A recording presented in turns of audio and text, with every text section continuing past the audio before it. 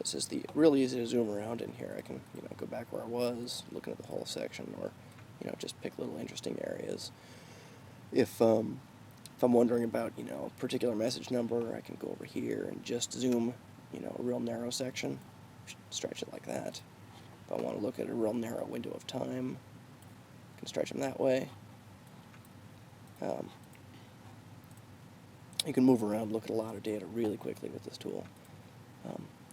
So if you just pick an area to look at, we can pick out these kind of interesting anomalies pretty easily. There's one. And if we get in real closely, we can look at the message batching kind of issues and see, is this really one message right here? Two messages there. So this line was actually two messages right here, but when we look at the same section on the B feed, it was 1, 2, 3 messages. So batching definitely not consistent, especially when this kind of craziness happens. How big are these bursts? If we get close to one of them, we can see. So this is 10, so about 10, 20, 30, 40, 50, 65 maybe messages in that packet. So one of the other things I do that's kind of cool is gap detection and retransmission stuff. I tag every host according to its IP address in different colors. The A and the B feeds are fixed, and white is the A feed, and B for blue is the B feed. And then other hosts that appear requesting retransmissions, or the retrans servers, I just tag them in different colors so I can keep them distinct in the plots. I don't really care who it is necessarily. If I did, I could crack the capture open in a different file, or in a ethereal or tspeedup or something.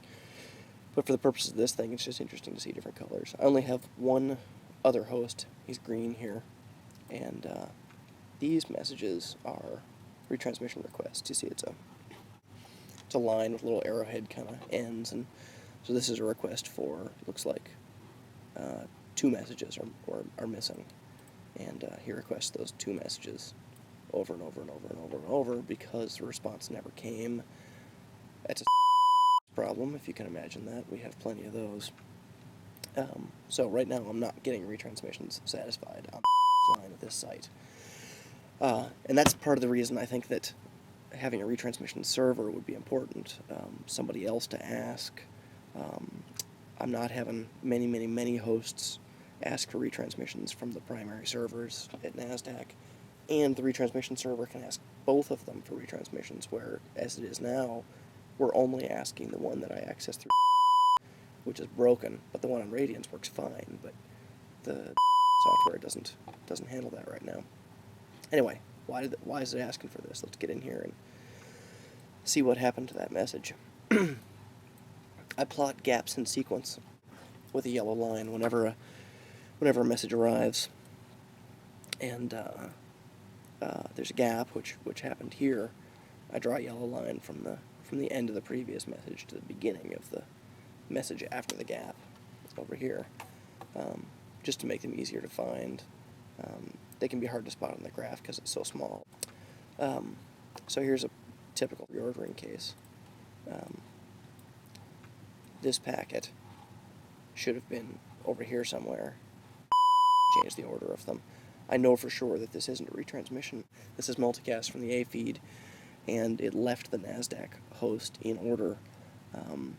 I can tell that by the IP identifier fields, so definitely swap them around. That and Radiance, which we have the A feed from Radiance in another site.